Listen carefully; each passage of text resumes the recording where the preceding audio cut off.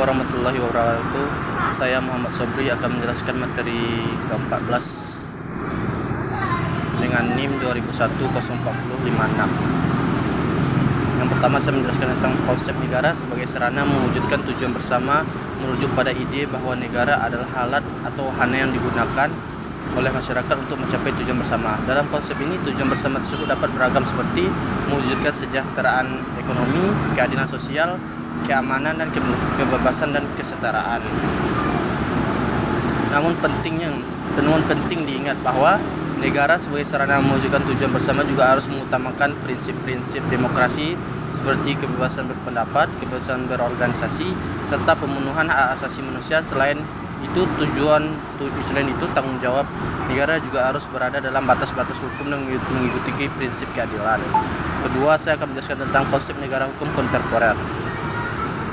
Konsep negara hukum kontemporer merujuk pada pandangan bahwa negara harus berfungsi berdasarkan hukum yang adil, berlaku umum dan mengikat semua orang, termasuk pemerintahan itu sendiri. Konsep ini sangat penting dalam menjaga supremasi hukum dan menjamin perlindungan hak-hak individu. Penerapan konsep negara hukum kontemporer dapat memberi kepastian hukum, perlindungan hak-hak individu, serta mempromosikan stabilitas dan kemajuan di sebuah negara. Selanjutnya saya akan menjelaskan tentang politik hukum adalah upaya pemerintah dalam merencanakan, mengatur, melaksanakan kebijakan hukum mencapai tujuan negara. Politik hukum bertujuan untuk menjadikan sistem hukum yang efektif, adil, dan berkeadilan.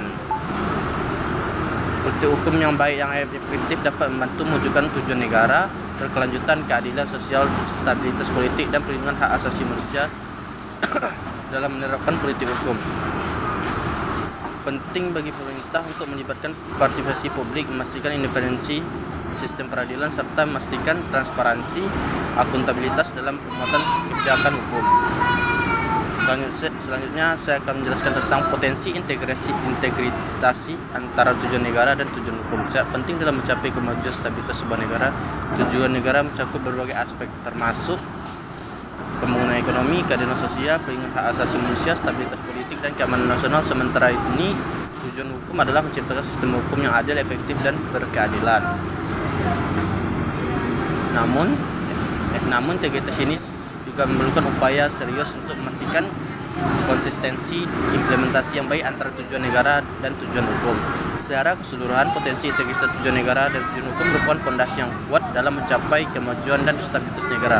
Melalui wujud nyata dari integritas ini, negara dapat memastikan kepastian hukum, perlindungan hak asasi manusia, pembangunan ekonomi, berkelanjutan, dan keadilan sosial bagi semua warga negara Republik Indonesia. Mungkin hanya itu yang dapat saya sampaikan, saya paparkan. Terima kasih. Wassalamualaikum warahmatullahi wabarakatuh.